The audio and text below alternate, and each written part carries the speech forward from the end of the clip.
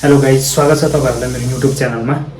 तपाईहरुको चाहिँ राष्ट्रिय परिचय पत्रमा तपाईको नामहरु भयो अथवा तपाईको नागरिकता नम्बरहरु भयो अथवा मोबाइल नम्बर केही पनि तपाईको मिस्टेक भएको छ, तपाई अहिले चाहिँ काठमाडौँमा हुनुहुन्छ अथवा जहाँबाट तपाईले बनाउनु भएको त्यो ठाउँबाट अहिले चाहिँ टाढा हुनुहुन्छ अथवा तपाई काठमाडौँ भित्र हुनुहुन्छ भने मेनली तपाईहरु चाहिँ राष्ट्रिय परिचय पत्र कसरी चाहिँ सच्याउने के छ प्रोसेस, आज म त्यसको बारेमा तपाईहरुलाई भन्छु।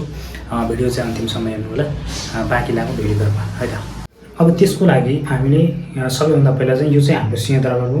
सिंहदरबारबाट तपाईहरु चाहिँ माइतीघर जाने बाटोमा सिधा अगाडि जानुभयो भने त्यो पुलको नजिक एउटा चाहिँ गली आउँछ। त्यो गलीबाट तपाईले लेफ्ट लाग्नुपर्ने हुन्छ। लेफ्ट लागिसकेपछि तपाईलाई चाहिँ सिंहदरबारको साउथ इस्ट जुन चाहिँ गेट छ त्यहाँ जानुपर्ने हुन्छ।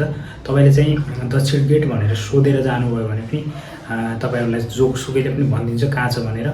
तपाईले चाहिँ सिंहदरबारको दक्षिण गेट कता हो भनेर सोधेर जान सक्नुहुन्छ।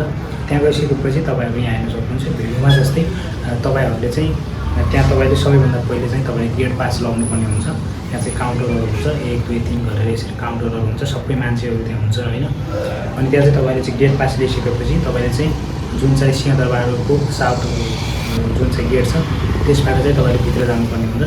अब उसले चाहिँ भित्र गइसकेपछि तपाईहरुले चाहिँ त्यहाँ चाहिँ सोध्दै जानुपर्ने हुन्छ हैन। मान्छेहरुले कहाँ छ त्यो राष्ट्रिय परिचय पत्रको चाहिँ फार्म के अरे त्यो फाट चाहिँ कहाँ छ भनेर सोध्दै जानुभयो भने सबैले भनिदिनुहुन्छ यहाँ जानुहुन्छ भनेर।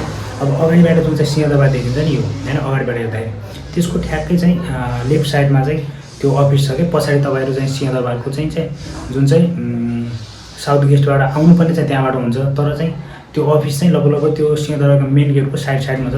त्यसैले तपाईले पछाडिबाट चाहिँ त्यसरी घुम्दै भित्रबाट चाहिँ आउनुपर्ने हुन्छ हैन। त्यहाँ गइसकेपछि तपाईहरुलाई इजिली चाहिँ उनीहरुले चाहिँ राष्ट्रिय परिचय पत्रमा सँग रिलेटेड जति पनि चाहिँ तपाईहरुको मिस्टेकहरु छ सबै सल्भ गरिदिनुहुन्छ हैन। यस्तो लामो प्रोसेस छैन। तपाईहरु भित्र जानु भने इजिली आरामसँग तपाईहरुको चाहिँ समस्या सल्भ हुन्छ। त्यो जुनसुकै ठाउँबाट आयो भने त्यसको डराउनु पर्ने कुरा छैन। So thank you so much for watching my video. Video मन पर्यो भने च्यानललाई लाइक, शेयर एन्ड सब्स्क्राइब गरिदिनु होला।